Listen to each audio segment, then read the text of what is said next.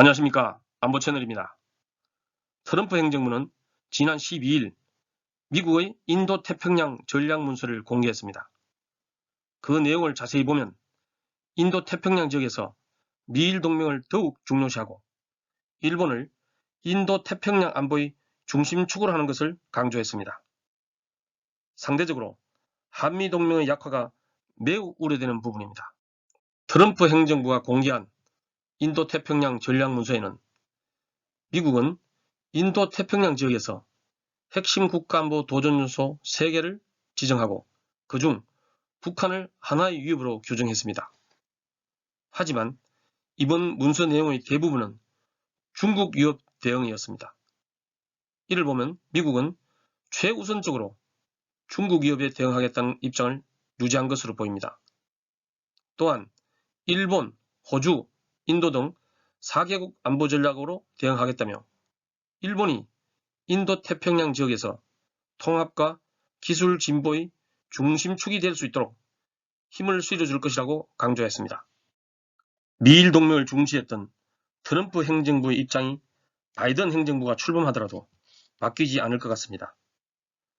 최근 오바마 행정부에서 국무부 동아태 차관보를 지냈던 캠벨 전 차관보가 국가안보의 인도태평양 조정관에 내정되었습니다.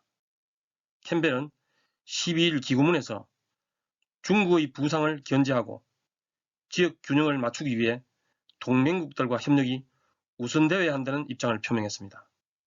그러면서 맞춤형 연합체를 구축해야 한다고 제안했습니다. 모든 분야의 초점을 맞춘 포괄적 연합보다는 경제, 군사 분야 등으로 구분하여 분야별로 세분화된 맞춤형 연합체가 필요하다는 주장입니다. 그러면서 구체적인 대응 방안도 소개했습니다. 외교적으로는 주요 7개국에 한국, 호주, 인도를 포함해 민주주의 10개국 구상을 언급했습니다. 바이든이 추진하는 민주주의 정상회담을 고려하면 정책화될 가능성이 대단히 높습니다. 군사 분야에서는 호주, 인도, 일본이 참여한 쿼드를 확대하겠다는 입장도 밝혔습니다. 우리도 협력 대상으로 언급을 하고 있지만 일본을 핵심축으로 하겠다는 의미로 해석할 수 있습니다.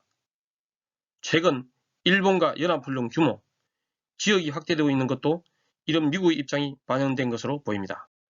트럼프 행정부의 인도태평양 전략문서에서 미국은 우리를 4개국 연합이 아닌 개별 주체로 지역 안보에서 더 큰 역할을 요구했습니다. 바이든 행정부에서 이런 미국의 입장은 변화되지 않을 것으로 예상됩니다.